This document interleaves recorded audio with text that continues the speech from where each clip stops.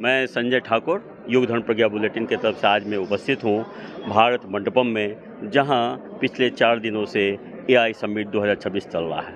यहाँ आज जो अंतिम दिन है, यहाँ काफ़ी विजिटर्स आए हुए हैं, युवा साथी आए हुए हैं। इनके मन में चल रहा है कि AI होता क्या है।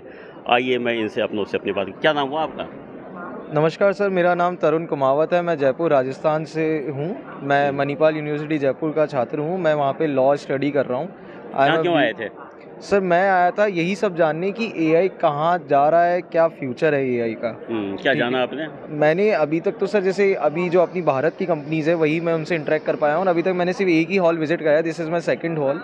तो अभी तक मैंने जो भी जाना है कि एक तो मैंने ये देखा कि मनुस्क्रिप्ट जो हॉल नंबर 14 में चल रही थी, कि पुराने मनुस्क्रिप्ट्स आप मतलब पहले रिटेन करके और आप डायरेक्टली AI से अब उससे बारे में पूछ सकते हैं।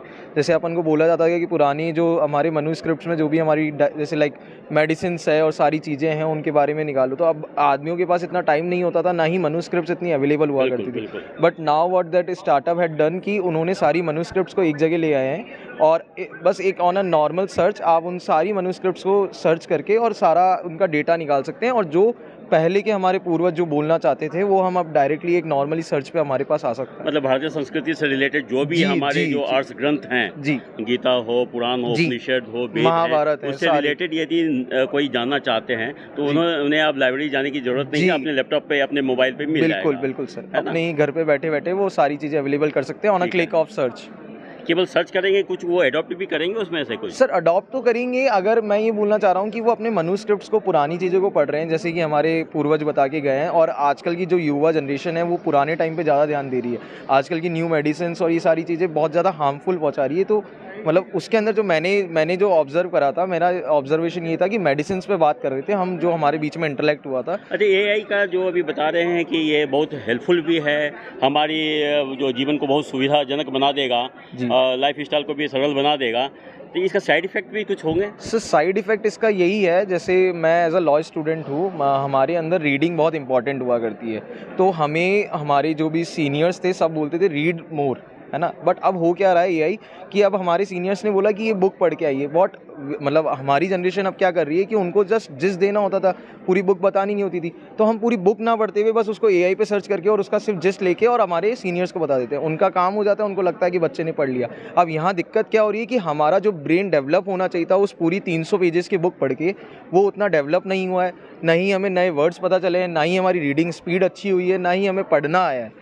मुझे लगता है कि जो AI का मेन ऑब्जेक्टिव है ना, कि जो अभी हम फास्ट ग्रोइंग एज में चल रहे हैं, तो इस फास्ट ग्रोइंग में हम अधिक से अधिक काम कैसे कर पाएँ, आउटपुट कैसे दे पाएँ, मुझे लगता है इसका फोकस ये है। स्टूडेंट को तो पढ़ना ही चाहिए, समय देना ही चाहिए, लेकिन मान लीजिए आप वकील बन जाएंगे, है ना, आप कोर्ट में जाएंगे, वहाँ पे लोगों को समय लगता था, केस स्टडी करने में महीनों लगते थे, लेकिन आप एक दिन में उसका सॉल्यूशन निकाल करके आपने प्रस्तुत कर सकते हैं। सर ये बात मेरा विचार इसमें ये रहेगा कि जो बंदा वहाँ पे, जैसे कोर्ट के अंदर आपने बताया उनके पास टाइम कम है, उनको ज़्यादा इन्फॉर्मेशन चाहिए, बट उन्होंने वो सारी जो स्किल्स जो उनके पास होनी चाहिए थी वो पहले से लर्न कर चुके हैं।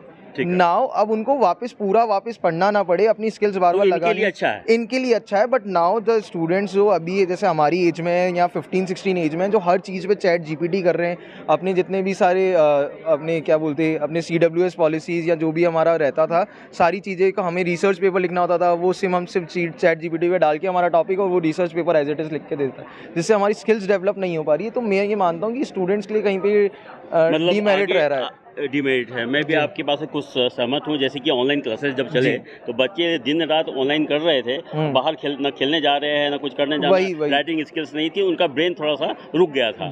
तो आपका कंसर्न सही है, लेकिन अभी बढ़ते हुए समय जो 21वीं सदी उज्जवल भविष्य हो गया है, इसमें मुझे लगता है कि साइंस इतना डेवलप कर रही है, इसे वक्त के साथ हमें तो बढ़ना ही चाहिए, और अपना इसका जो निगेटिव इम्पैक्ट पड़ रहा है हमारे ब्रेन पे, हमारे समाज पे, हमारे शरीर पर, उसका भी ध्यान रखना चाहिए। जी सर, मेरा इसका युवाओं के लिए कुछ मैसेज दे दीजिए। सर युवाओं के लिए मेरा यही मैसेज है कि आप AI यूज़ करिए, पर जितना कम हो सकता है उतना AI यूज़ करिए, जितना ज़रूरत हो उतना ही। अपनी स्किल्स के साथ कॉम्प्रोमाइज़ ना किया जाए। आप पहले स्किल्स सीखिए, उसके बाद अगर आपके पास टाइम कम होता है तो फिर आप AI यूज़ करिए। देखिए, बात निकल के आ रही है कि AI एक टूल है जिसका हम अपने जीवन में उपयोग तो करें, लेकिन जीवन को बेहतरीन बनाने के लिए, न कि हम अपने शारीरिक, मानसिक और आध्यात्मिक विकास को हमको उसको रोक सकते हैं। यदि हम मानसिक विकास को यदि बढ़ाना है तो हमें मेंटल वर्क तो करना ही पड़ेगा। आप समय से ध्यान, प्राणायाम, योगा तो करना ही होगा। यदि हमारी मानसिक अवस्था रुक जाएगी तो फिर हमें एक विशेष थेरेपिस्ट की ज़रूरत पड़ जाएगी। बिल्कुल, बिल्कुल। तो इस युवा का कहना है कि हम एआई का उपयोग तो करें, लेकिन हम अपनी मानसिक शक्ति का भी सदुपयोग करें। बहुत बहुत धन्यवाद आपका। धन्यवाद। नमस्कार। नमस्कार।